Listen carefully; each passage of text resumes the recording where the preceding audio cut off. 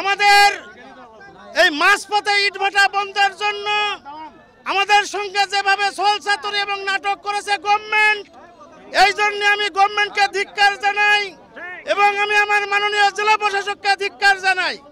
কারণ আমাদের ভাটার যেগুলো ফর্মা ফেলানো হয় সেই সময় কাস্টম এক্সারসাইজ থেকে ভ্যাট দেওয়ার উদ্দেশ্যে একটি ঘোষণাপত্র স্বাক্ষর করে।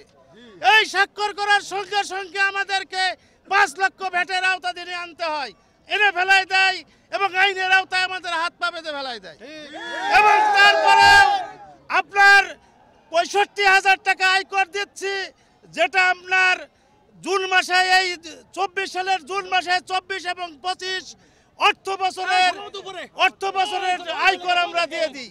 ভূমি অফিস থেকে যে আমাদের 40 টাকা হারে বাণিজ্যিক খাজনা নেয়, যেটা মিডিল পজিশন, আমাদের মৌসুমের 50% কাজ নাই করতে আমাদেরকে বিভিন্ন ভ্রাম্যমাণ দিয়ে স্টিম রুলার চালিয়ে কারোর কাছ থেকে 2 লক্ষ 3 লক্ষ 5 লক্ষ টাকা পর্যন্ত ভ্যাট আদায়, জরিমানা আদায় করতেছে, ভেঙে দিচ্ছে।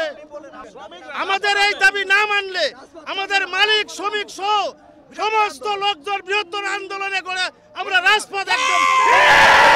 সারা বাংলাদেশে ইটভাটা মহামান্য হাইকোর্টের নির্দেশে গত ফেব্রুয়ারি মাসের 25 তারিখে বন্ধ ঘোষণা করা হয়েছে। তো আমরা সারা বাংলাদেশে নেই কুষ্টিয়া জেলাতেও আজকে জেলা প্রশাসকের নিকট বিক্ষোভ এবং স্মারকলিপি প্রদান করব, যাতে আমাদের সারা বাংলাদেশে যে ইটভাটাগুলো বন্ধ করা হয়েছে 2013 এবং 19 সালের কালো আইন তৈরি করে, সেটি হাইকোর্টের নির্দেশে বন্ধ করতে হবে এবং আমাদেরকে বৈধভাবে ইটভাটা চালু করার জন্য প্রক্রিয়া তৈরি করে দিতে হবে। কারণ আমরা সরকারের আইন মেনে ইটভাটা পরিচালনা করতে চাই। কারণ আমরা বাংলাদেশের উন্নয়ন চালিকার শক্তির প্রধান যে ইট, সেটি আমরা সরবরাহ করে থাকি।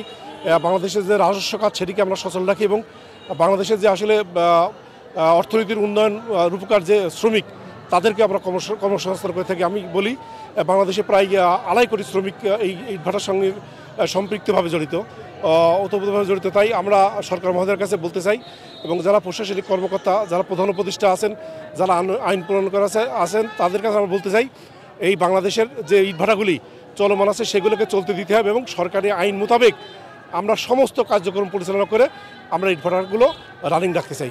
ইটভাটা আইনের মোট 29টি ধারা আছে, 19টি ধারা আছে। এই 19টি ধারা যদি